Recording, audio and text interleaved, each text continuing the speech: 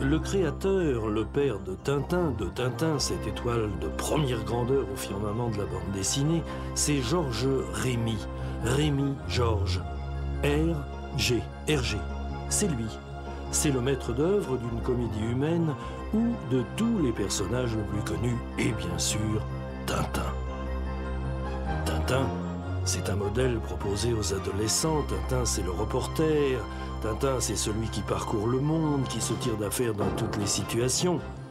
Et Tintin est accompagné de Milou, comme Don Quichotte l'est de Sancho Panza. Milou partage avec Tintin les mêmes valeurs. Avec plus de mérite, peut-être, car Milou n'est pas sans faiblesse. Plus qu'un compagnon, c'est un complice. Son importance sera quelque peu éclipsée par la personnalité du capitaine Haddock. Haddock n'est pas un modèle, sans doute. C'est le personnage peut-être le plus humain des héros de Tintin. C'est un être excessif, mais qui a le cœur sur la main. Il n'y a qu'à voir de quel dévouement il est capable d'entourer le professeur Tournesol. Tournesol, c'est la science. Difficile de communiquer avec le professeur, mais Tournesol a la réplique. La Castafiore, c'est la pire relation publique de Charles Gounod. C'est la diva fin de siècle par excellence. C'est le cauchemar du capitaine Haddock.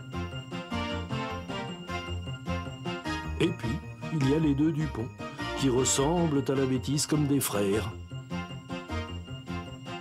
Magicien involontaire du CAC.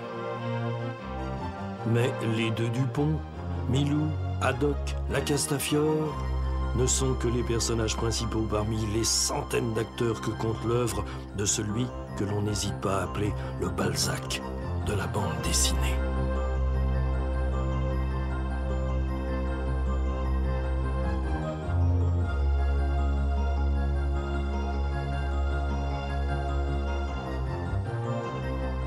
J'ai été élevé dans une famille très modeste, de tout petits employés, une famille très unie également, où mon frère et moi, nous avons été entourés de beaucoup d'affection.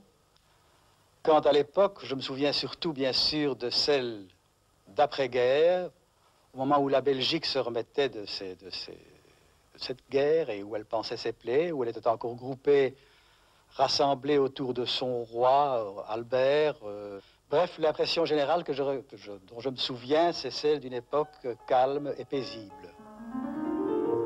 Hergé a 11 ans, quand finit la guerre 14-18, quand commence, sans qu'on le sache, l'entre-deux-guerres. On veut oublier l'horreur et profiter des bienfaits qui s'appellent électricité, automobile, cinéma, gramophone et vacances pour tous.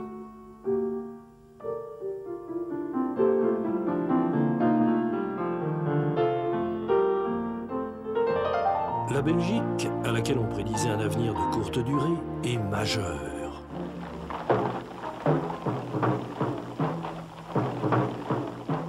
C'est avec faste que l'on vient de célébrer le 100e anniversaire de la naissance de notre patrie, en présence du roi Albert et de la reine Élisabeth.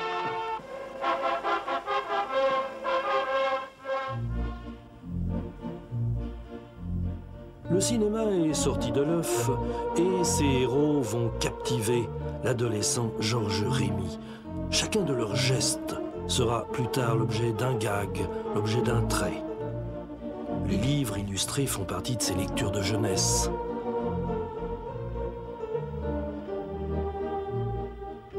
Le Zygépus d'Alain Saint-Augan est pour Hergé une découverte importante. Déjà, des phylactères et le dépaysement. L'œuvre de Benjamin Rabier également, dont les animaux inspireront ceux des premières aventures de notre héros. Héros dont le nom, semble-t-il, était dans l'air.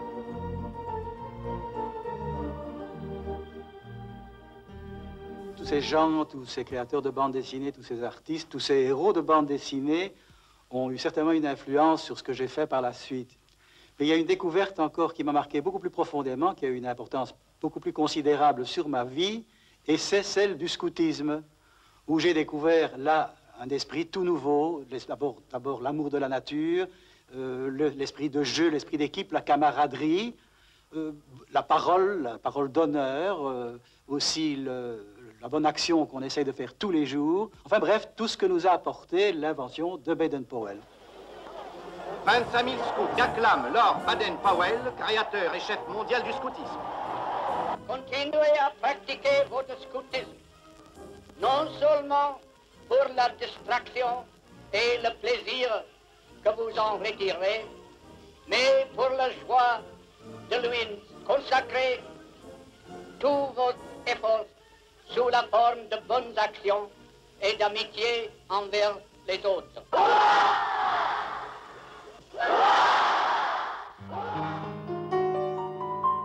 L'ancien Boy Scout se penche parfois sur son passé. Dans ce collège où les professeurs étaient des abbés, il accomplit ses études secondaires. Georges Rémy était abonné à la place de Bromier, sauf, le croirez-vous, en dessin. Il devait se rattraper par la suite.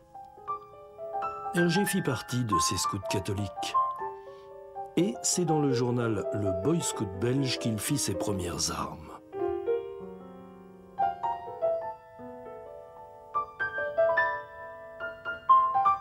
Un personnage important, capital dans la vie d'Hergé, l'abbé Wallet.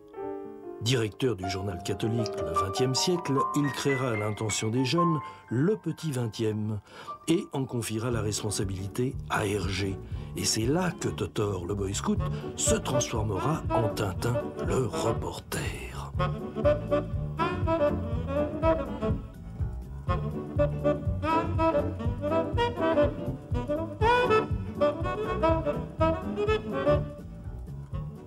J'étais employé dans un journal et il y avait au-dessus de moi, il y avait le rédacteur.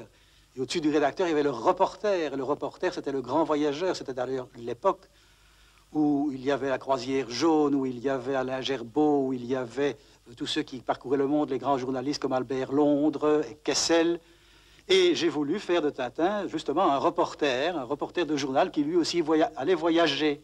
Et pour son premier voyage, la chose qui m'a paru la plus importante à l'époque, c'était ce pays dont nous parvenaient des échos bien souvent terrifiants et en tout cas extrêmement contradictoires, c'était la Russie des Soviets. En 1917, un empire s'est écroulé. Le tsar de toutes les Russies et sa famille ont été massacrés. Le monde en a été ébranlé. L'exemple à suivre pour les uns provoque la panique des autres. Le XXe siècle était un journal catholique, qui disait catholique à l'époque disait anticommuniste, et le bolchevique au couteau entre les dents est l'ennemi.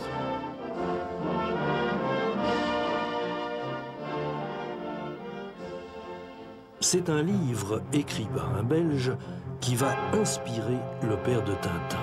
Dans Moscou sans voile, Joseph Douillet, qui avait été consul, dressait un bilan négatif impressionnant de la Russie des Soviets.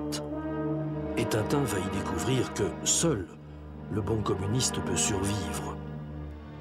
Y découvrir que dans cette Russie, ce n'est que terreur, désolation et famine.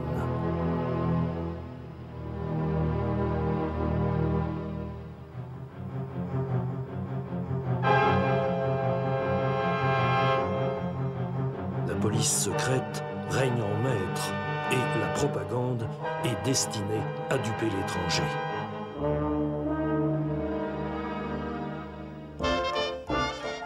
Après avoir vécu une si périlleuse aventure, Tintin et Milou revinrent au pays et reçurent un accueil triomphal.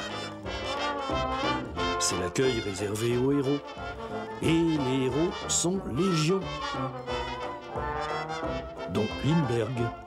Lindbergh qui a relié d'un coup d'aile l'Amérique à la France. C'est vrai que le monde rétrécit. La guerre 14-18 en a laissé certains sur leur soif d'exploit.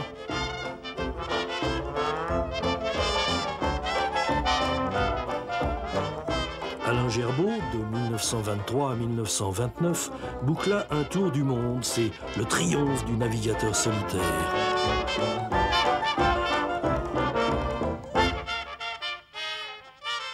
Les chantiers navals sortent des bateaux géants. Ils emporteront, comme le Queen Mary, des milliers de passagers. Ces grands navires portent aussi les rêves de ceux qui, hélas, n'y mettront jamais les pieds. L'orgueil de deux nations, le Queen Mary et le Normandie, se disputent pendant des années le ruban bleu.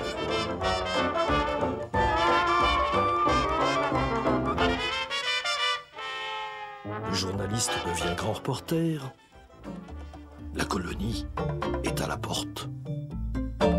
L'Europe suit l'invitation de l'exposition coloniale française lancée par monsieur le maréchal Lyautey.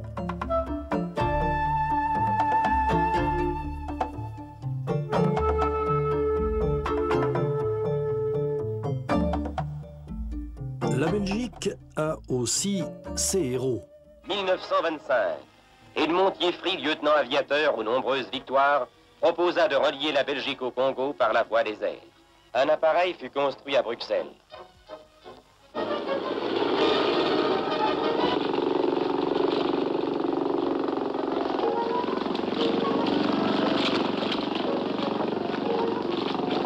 À vol d'oiseau, 6250 km séparent la Belgique de sa colonie. Plus de 60 000 Européens y vivent aujourd'hui, dans des régions admirables qui produisent quelques-unes des richesses économiques du globe. C'est dans ce contexte que Tintin et Milou s'embarquent pour le Congo belge. L'Afrique avec un grand A, où on les attend.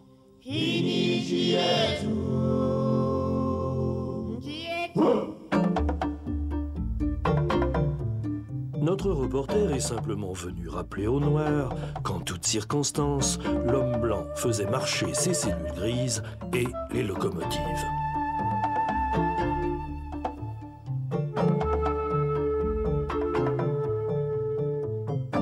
L'attitude de Tintin est le reflet exact d'une période où l'Occident se donnait une mission sacrée de civilisation. Hergé n'a fait que consulter les journaux pour trouver son inspiration. La technique du blanc émerveille ou épouvante l'Africain, mais n'oublions pas que des contemporains d'Edison pensaient qu'un homme était caché sous la table où se trouvait son phonographe. Pour le jeune visiteur de l'exposition coloniale de 1931, le Congo, c'est aussi un immense réservoir d'animaux sauvages. On a du mal à ne pas sourire devant les commentaires on ne peut plus sérieux de l'époque. Coloniser, c'est civiliser. L'école est à la base de la civilisation. Les missionnaires ont compris la nécessité de dégager des liens de l'analphabétisme, cette masse noire d'Afrique.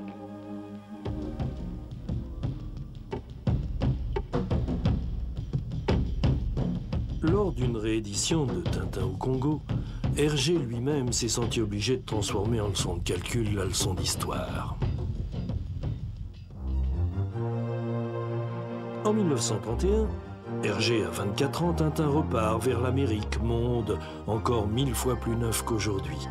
Chicago, gigantesque abattoir de vaches et de gangsters, rivalisait avec New York dans l'intérêt des lecteurs.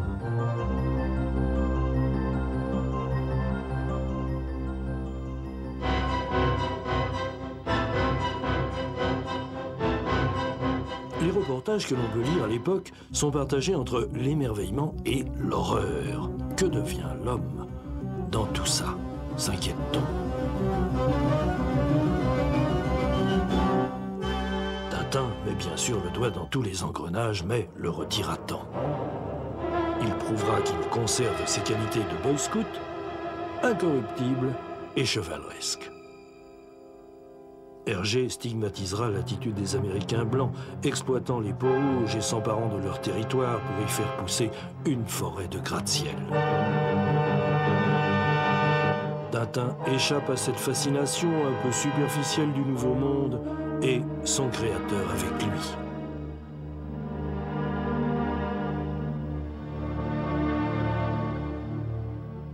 Oui. Jusqu'à présent, dessiner des aventures de Tintin, c'était un jeu, c'était une farce, une vraie petite farce. Mais à ce moment, j'ai rencontré un jeune Chinois, dont le nom était Chang Chong-jen, et qui m'a ouvert les yeux sur la civilisation chinoise et qui m'a fait mieux prendre conscience d'une sorte de responsabilité que j'avais vis-à-vis des lecteurs. C'est à partir de ce moment-là que j'ai accordé une plus grande importance aux détails, à la documentation, et faire en sorte que les histoires soient plus justes, plus vraies. Ah, le Lotus bleu, c'est un tournant dans l'œuvre d'Hergé. D'abord va naître une amitié qui ne se démentira jamais avec un jeune Chinois, Chang Chong-jen. Et Chang va conseiller Hergé, et même participer graphiquement à la réalisation de cet album. Ensuite, Tintin va se trouver plongé dans une actualité qui dépasse l'anecdote, propre à un pays, pour atteindre l'échelon international. D'Europe et d'Amérique, des navires sont partis en direction de Shanghai. Le fameux péril jaune menace les Blancs qui vivent en Chine. Les Japonais, sur un mince prétexte de sabotage, entament avec la Chine un conflit qui va se prolonger bien au-delà de l'album. La SDN prouvera qu'elle est un grand machin, incapable d'arrêter la machine de guerre.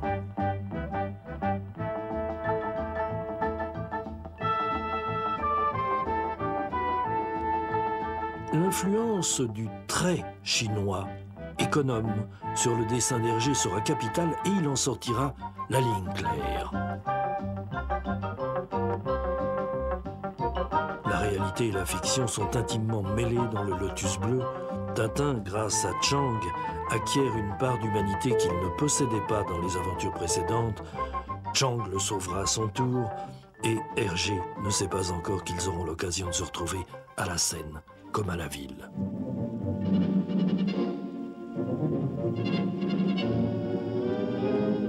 Il est facile aujourd'hui de jouer les devins, mais les bruits de bottes ne laissaient pas Tintin indifférent. La Belgique, comme une partie de l'Europe, sera divisée. Certains hurleront avec les loups et des partisans de la Grande Allemagne n'hésiteront pas à porter l'uniforme ennemi. On sent monter la tension. Et ce n'est pas par hasard qu'Hergé publie Le Sceptre d'Ottokar où les références à la situation sont limpides. Mais Le Sceptre d'Ottokar, c'est un peu un conte de fées car cela finit bien. Voilà un petit pays heureux, la Sildavie. Heureux après avoir longuement lutté pour acquérir son indépendance. Le cocktail Sildave est composé de 2 doigts d'Angleterre et d'un zeste de forêt viennoise.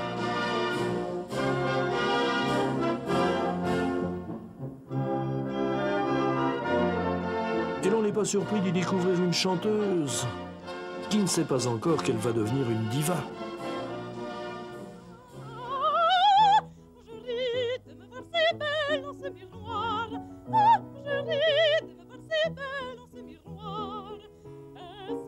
La Castafiore chante sur un volcan, car la Bordurie, voisine de la Sildavie, la valerait bien. Elle possède pour cela une infrastructure qui ne demande qu'à faire ses preuves et dont la raideur est caractéristique.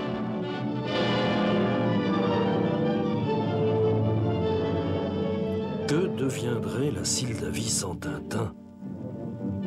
Tintin qui saura lire entre les lignes.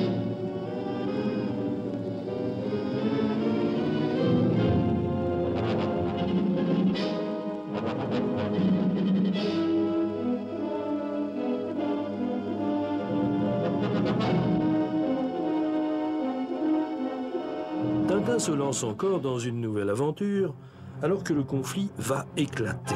L'or noir commence sur une menace d'envergure, l'essence a un pouvoir explosif qui pourrait paralyser le monde à volonté. Et Tintin va donc enquêter, mais il sera obligé d'interrompre ses investigations dans des décors peu éloignés de la réalité, car la situation est grave.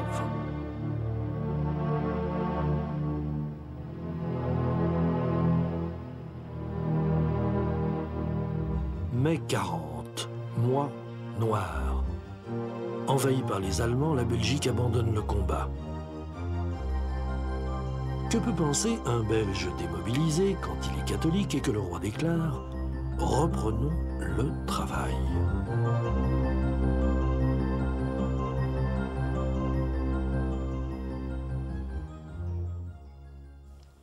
C'est vrai, le roi, après la campagne des 18 jours, a prononcé un discours très important, à mes yeux en tout cas, et qui disait « Demain, la Belgique se remettra au travail ». Et c'est tout simplement ce que j'ai fait, je me suis mis au travail. Et il est certain, en ce qui me concerne, je n'avais aucune sympathie particulière pour les Allemands, je ne connaissais pas d'Allemands. Et tout ce que j'ai fait réellement, je l'ai fait, bien sûr, j'ai dessiné des histoires de Tintin purement et simplement, seulement il est parti dans d'autres directions. L'album du Crabe aux pinces d'or, dont nous extrayons ces images, a d'abord paru en feuilleton dans le journal belge Le Soir. Le Soir, un journal contrôlé par les Allemands. Dans cette aventure, Hergé a réalisé un véritable découpage cinématographique.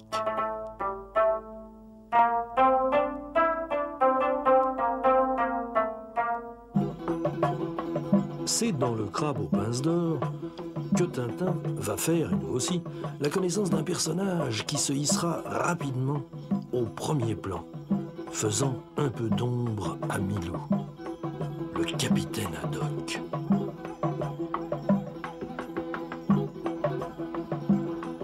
Hergé lui-même avouera être surpris de l'importance que prendra dans son œuvre cet ivrogne, esclave de son vice. Dans cet album, le dessin, l'invention graphique atteignent un sommet.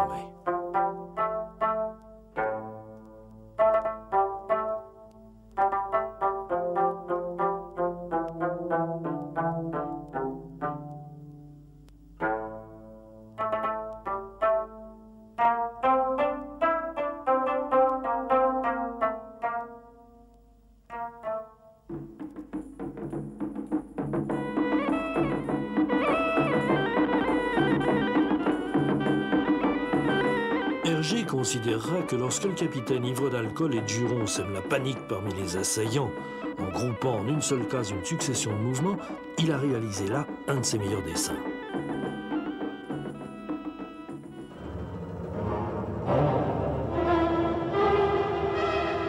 Pendant la guerre, l'occupant va tenter une opération de séduction à laquelle certains vont céder, d'autres vont s'incliner. D'autres encore vont faire plus que pactiser et s'engager aux côtés des Allemands.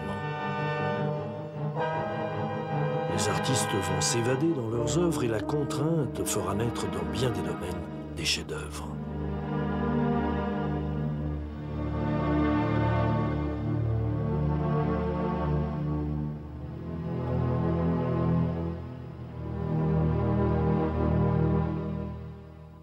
Hergé, en cette période, publie, chose nouvelle dans son œuvre, 2 albums dont l'histoire s'enchaîne. Le secret de la licorne et le trésor de Rackham le Rouge.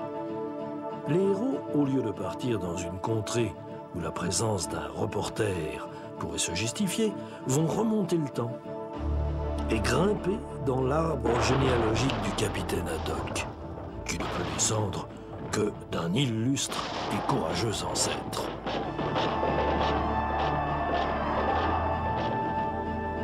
Il aura hérité à la fois de ses qualités et d'un trésor à la poursuite duquel ils se lanceront.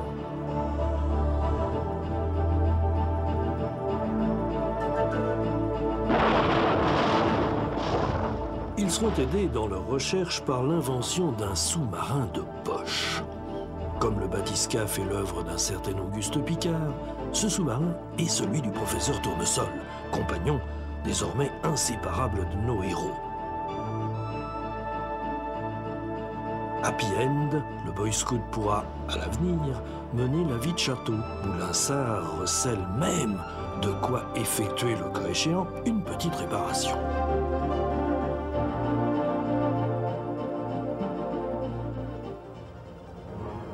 Pendant la guerre, les films allemands prolifèrent sur les écrans et reflètent la vie quotidienne. Dans la rue, l'antisémitisme s'inscrit en étoile jaune et certains dessins d'Hergé sont suspects. On m'a reproché cette image, mais c'est absolument à côté. Ça n'a rien à voir, cette image n'a rien à voir, cette étoile de David n'a rien à voir avec du racisme ou de l'antiracisme. Elle a été mise là comme décor sur la scène du théâtre où se produisait une sorte de magicien, pour accentuer le côté magique, c'est le côté cabale, le côté kabbalistique, le côté abracadabra de l'histoire. Donc ça n'a strictement rien à voir avec le racisme. Quant au reste, les autres accusations de racisme viennent, je crois, suite à un malentendu. Il ne faut pas oublier que les dessins de Tintin, tous les personnages de Tintin sont des caricatures. Et la caricature consiste à accentuer les caractéristiques d'un individu ou d'un groupe d'individus. Par conséquent, ça a toujours l'air de se moquer de celui qu'on caricature. Et c'est la seule façon aussi de faire en sorte que dans une histoire comme les histoires de Tintin, on sache exactement qui est qui, qu'il soit reconnaissable. Ceci dit, je reviens à l'image qu'on m'a reprochée, c'est celle du financier juif dans l'Étoile mystérieuse. Je reconnais que le moment était très mal choisi pour faire une chose pareille. C'était à l'époque où commençaient ces persécutions contre les Juifs.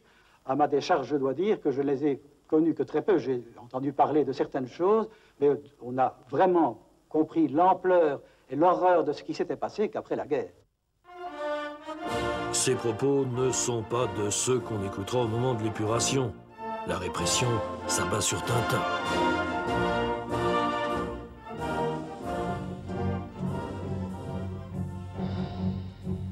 C'est l'époque des règlements de compte.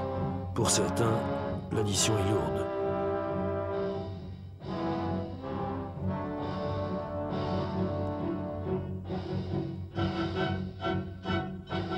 Finalement, faire comparaître Tintin dans le box des accusés avait semblé ridicule aux yeux de la justice, et après une courte période de purgatoire, les aventures des héros de Hergé reparaissent dans le journal de Tintin.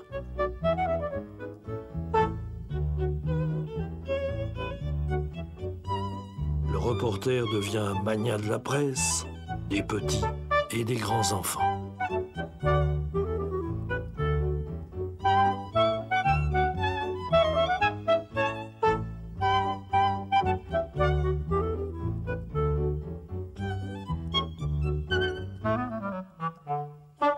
C'est dans le journal de Tintin que paraît le récit le plus célèbre peut-être de toute l'œuvre d'Hergé, qui sera partagé en 2 albums peu après, On a marché sur la Lune. En écoutant Trifon Tournesol, le capitaine Haddock réagit comme 99 personnes sur 100 l'auraient fait à l'époque. Allez sur la Lune en 50, laissez-moi rire. En fait, il fallait avoir une solide confiance dans le génie de l'homme et surtout être remarquablement informé pour croire en 1950 que la conquête de la Lune deviendrait bientôt une réalité. Car Hergé y croyait vraiment. Ces 2 albums ne sont pas de banales aventures sur fond de science-fiction, plus ou moins fantaisiste, non. La conquête de la Lune est là. Elle est bien là, parfaitement plausible. 7 ans avant le premier Spoutnik, 11 ans avant Youri Gagarin, 19 ans avant Apollo 11, Hergé nous a montré les effets de l'accélération et du freinage en position horizontale au décollage d'une fusée, les effets de l'absence de pesanteur en cabine spatiale, le freinage par rétrofusée à l'alunissage.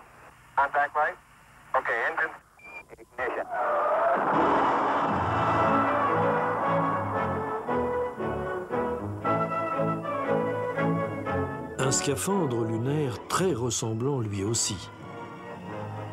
Et les sauts de kangourou sur la Lune, parce que la pesanteur y est 6 fois moins forte. Sauts de kangourou que nous allions voir sur nos écrans de télévision dès 1969 avec Neil Armstrong et Edwin Aldrin.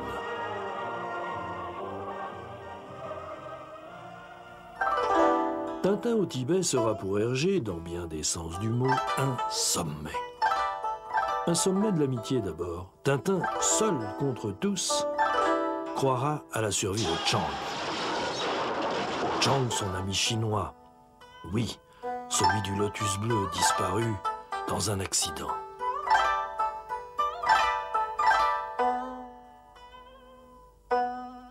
Un sommet du graphisme également. Hergé ne s'est pas caché de la crise qu'il traversait à l'époque. On lui a conseillé d'arrêter son travail, il s'est au contraire acharné, et cette activité constate Numa Sadoul, lui a été plus profitable qu'une psychanalyse. Et cet album est prémonitoire. Ce Chang qu'il va finir par retrouver après une aussi longue absence. Ce Chang, cet étudiant chinois qu'Hergé avait perdu de vue depuis 46 ans, il a pu le revoir avant de disparaître.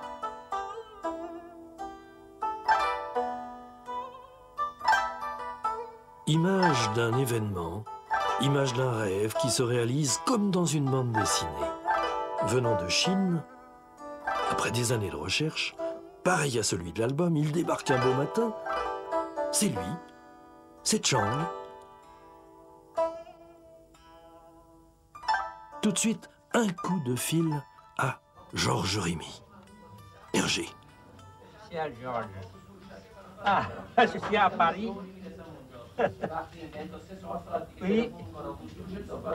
Bonjour, bonjour. Oui, tout est bien. Un coup d'aile, et c'est Bruxelles. Il est là, Georges. Il est encore là. Malgré sa faiblesse, il est venu à l'aéroport. Et les cousins de Tintin, ceux qui peut-être ont choisi leur carrière à cause de ce petit héros de papier, sont là pour cette rencontre inespérée.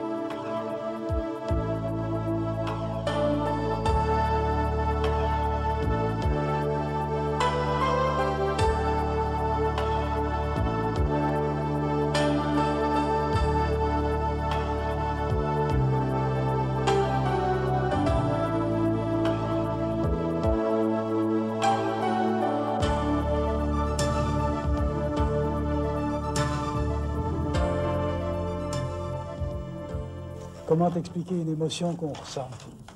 Comment expliquer quels sont les sentiments qu'on éprouve quand on retrouve après près d'un demi-siècle quelqu'un qui a été pour vous plus qu'un ami? C'est quelqu'un qui a, je le disais tout à l'heure, mais qui m'a ouvert les portes et les fenêtres de toute une civilisation dont j'ignorais tout pratiquement.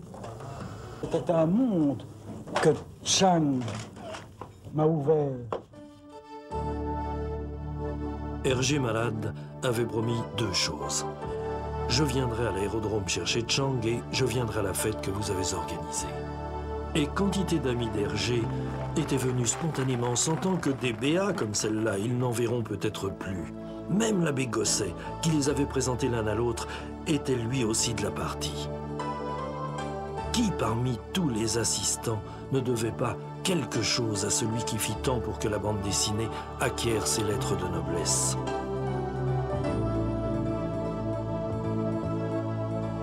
Tous, par leur présence, démontraient à Chang l'importance qu'avait prise cet ami disparu pendant près d'un demi-siècle et grâce auquel, lui, le petit Chang, était resté présent dans le cœur de ses lecteurs.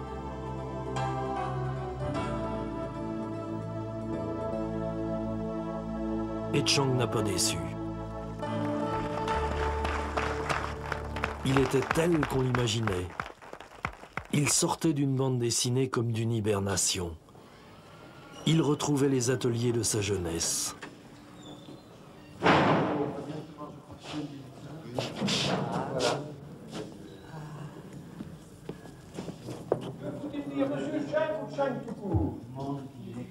Ah non, non, Élève dans mon école mère.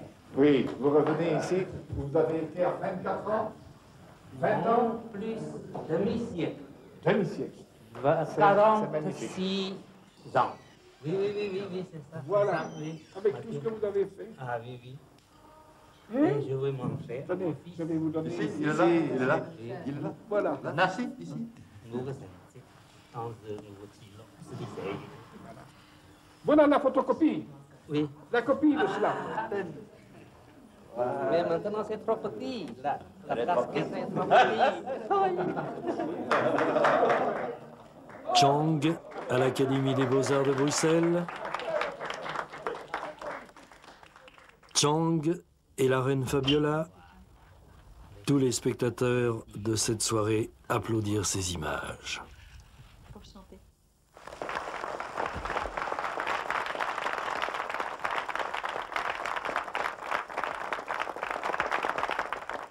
Je voudrais profiter de ma présence ici pour dire à Chang une bonne nouvelle. Cette bonne nouvelle, c'est que depuis 46 ans qu'il a quitté son ami Hergé, son ami Hergé est devenu, et je crois qu'on peut le démontrer désormais, un des plus grands écrivains du XXe siècle. Non pas seulement parce qu'il a écrit des bandes dessinées, mais parce qu'il a élevé la bande dessinée à la dignité non seulement d'un art, mais aussi d'un style et d'une philosophie, il faut bien le dire. Parce qu'il y a des choses que la télévision peut faire voir et des choses que la télévision ne peut pas faire voir. La télévision peut faire voir des images d'histoire et des images de géographie. On peut voir une guerre, on peut voir une révolution, et puis on peut voir des paysages. Et il est vrai que les albums d'Hergé, dès qu'on voyage, se jettent à votre figure, on le voit partout. Il nous accompagne partout, de l'Amérique du Sud au Groenland. Mais ce que la télévision ne peut pas faire voir, c'est la profondeur de la pensée sous la modestie apparente des images. Et je l'avoue, et je voudrais en témoigner en public, lorsqu'il nous faut réfléchir, nous autres philosophes, sur la théorie de la communication, par exemple, ce n'est pas forcément chez des philosophes très sérieux et dans des traités très abstraits que nous allons chercher notre pâture. Pour ce qui me concerne, je trouve que, par exemple, les bijoux de la Castafiore sont une théorie de la communication autrement profonde que les traités usuels. Et il m'est arrivé, à la Sorbonne, d'avoir à faire un cours autrefois sur le fétichisme. Et vous savez que sur le fétiche, les plus grands philosophes du 19e et du 20e siècle ont parlé. Et après avoir éliminé tour à tour les discours de tel et tel autre philosophe, j'ai bien été forcé, pour la profondeur de la pensée, de traiter de l'oreille cassée. Mes étudiants n'ont pas été du tout scandalisés lorsque, au bout d'une heure, la démonstration était faite que le philosophe le plus profond sur le fétichisme, c'était bien notre ami Hergé. Par conséquent, je voudrais dire à Chang qu'il a dans son ami, non seulement un ami, bien entendu, dont nous fêtons aujourd'hui les retrouvailles, mais qu'il est à côté d'un des plus grands écrivains et d'un des plus grands penseurs de notre siècle. Je le dis avec émotion, mais je le dis, je crois, avec la plus grande certitude.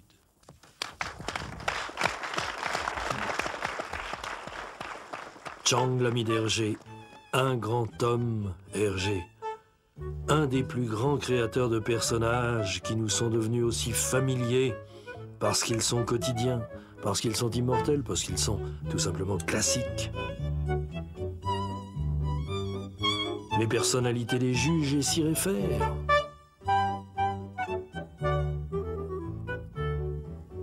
La presse les utilise et le cinéma s'en empare.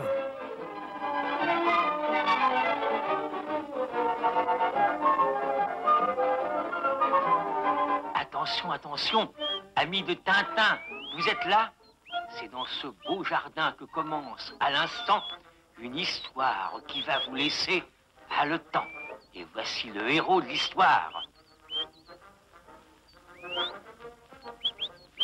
Regardez, c'est Tintin, le garçon qui n'a peur de rien. Cet accent. La voix au téléphone ne parlait pas ainsi, capitaine. Cet homme n'est pas le professeur Bretzel. 1000 milliards de sabots. La porte est fermée. Ce n'est pas tout, capitaine. Regardez. Tintin! Au secours! Allez! Tintin! Au secours! C'est inutile, professeur. Montez dans la voiture. C'est tournesol. Ces moussaillons de malheur enlèvent le professeur. Ce sont sûrement des agents ennemis. Merci, Tintin, de nous avoir amené le professeur Tournesol.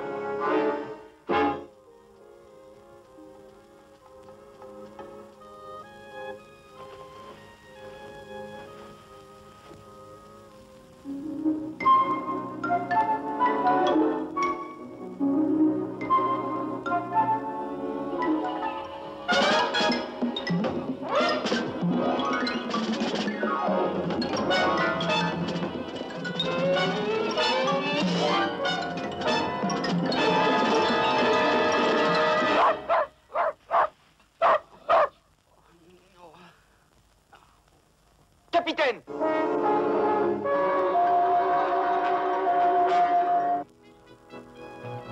Formidable, les amis. Je m'appelle Tintin. Voici le capitaine Haddock.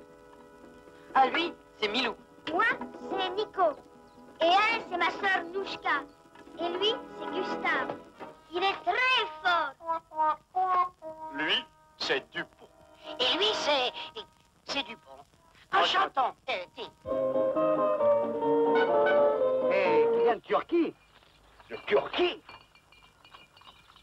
Alors, capitaine, les nouvelles sont bonnes? Une lettre d'Istanbul. Hein?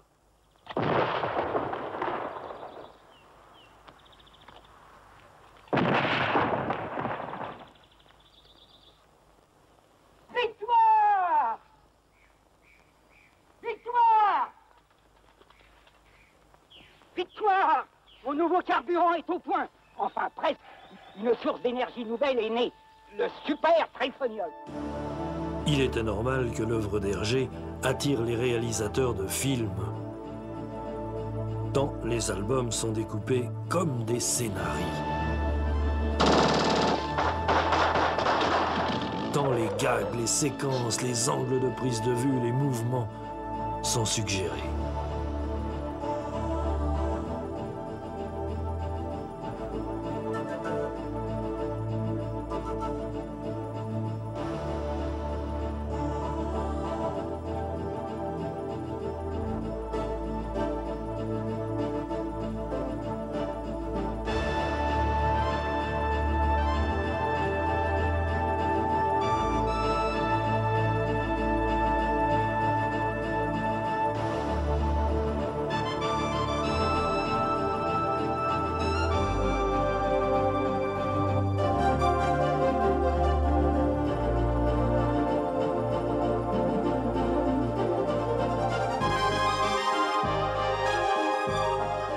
Et puis vraiment, Tintin n'aura manqué aucune consécration. Avait-il imaginé, lorsqu'il sautait d'une case à l'autre, d'une planche à l'autre, qu'il s'immobiliserait un jour sur un piédestal? Se souvient-il aussi que s'il y montait si haut, ce n'est pas tout seul?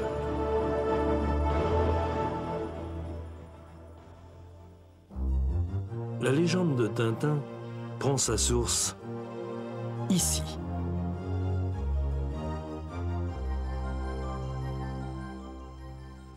À partir d'un certain moment, j'ai effectivement senti le besoin de m'entourer d'une équipe. Ça a commencé très modestement, une équipe il n'y avait qu'une personne, et cette personne, c'était Jacobs, Edgar Pierre Jacobs, l'auteur de La Marque Jaune, de SOS Météore, de Le Mystère de la Pyramide, qui est notre Wells de la bande dessinée.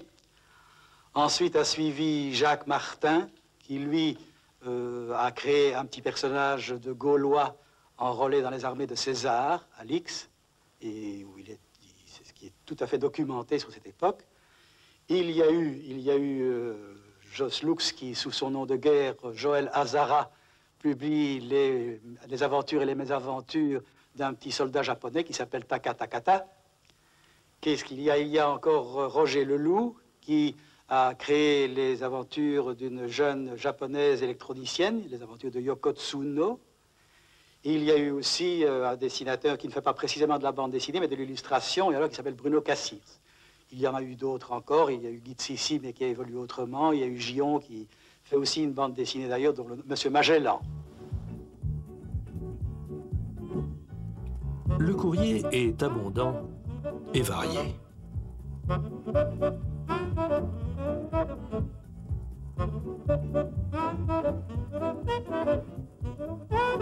Excusez Tintin s'il ne vous a pas répondu personnellement.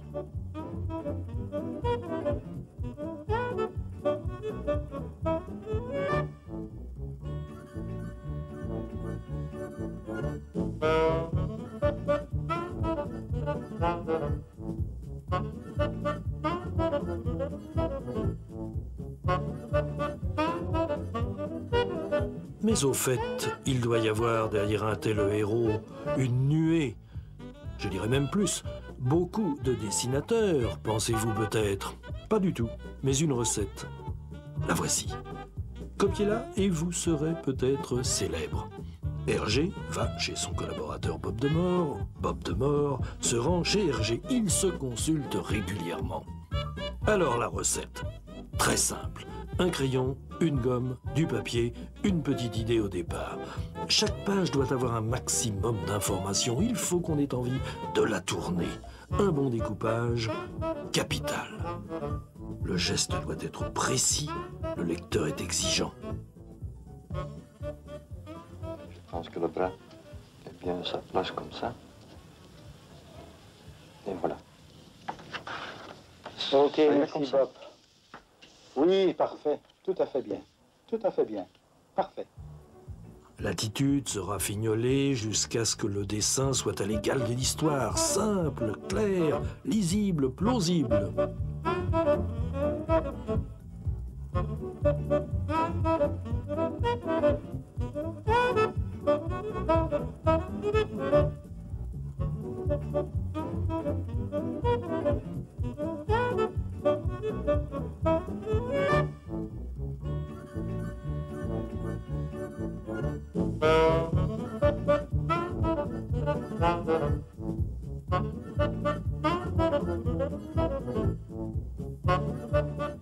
Le souci du détail est un réel souci. N'a-t-on pas refait l'île Noire parce que les Anglais critiquaient les plaques minéralogiques des voitures, les plaques des rues, la tenue des policemen? Il faut disposer d'une documentation qui, peu à peu, prend des proportions impressionnantes. Si Tintin a longtemps conservé ses pantalons de golf, les objets n'ont cessé de suivre l'actualité.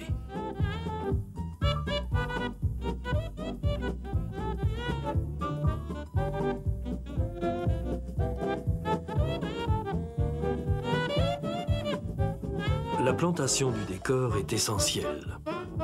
On doit y être.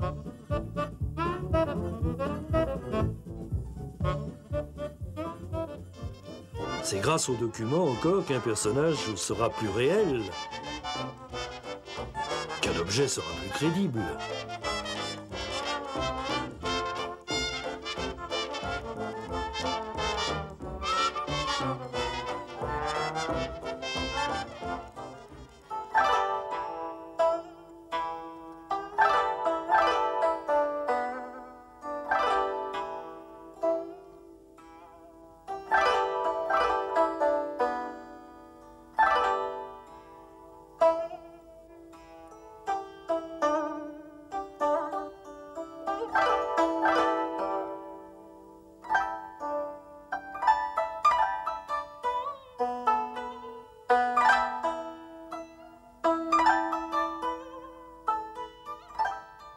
Et ne cherchez plus Moulinsart, c'est ici. À Cheverny, Loir-et-Cher, France, Cheverny, avec un Y et sans L. Ensuite viennent les opérations de mise à l'encre, puis le coloriage, important bien sûr, des teintes naturelles, variant avec la situation et non l'atmosphère psychologique. Les détails des costumes au début de l'album ne doivent évidemment pas varier en cours de route. Le facteur croulerait sous le courrier de protestation. Il faut tout cela, et encore bien d'autres choses, bien sûr, pour que, de Tournai, vers le monde entier s'envole un petit personnage qui a de longues conversations avec son chien. Les chiffres sont sans cesse en augmentation. Ici, on peut fabriquer 100 000 albums par jour. Le phénomène Tintin doit doubler le cap des 100 millions d'exemplaires. Et les traductions ne se comptent plus. On trouve Tintin, bien sûr, en français, en anglais, en allemand, en italien, mais aussi en finlandais, en indonésien, en japonais, en chinois, en hébreu, en arabe, en afrikaans. Pourquoi? Mystère. Peut-être la philosophie du créateur, qui pense que les jeux sont souvent les mêmes, même si les étiquettes des boîtes sont différentes.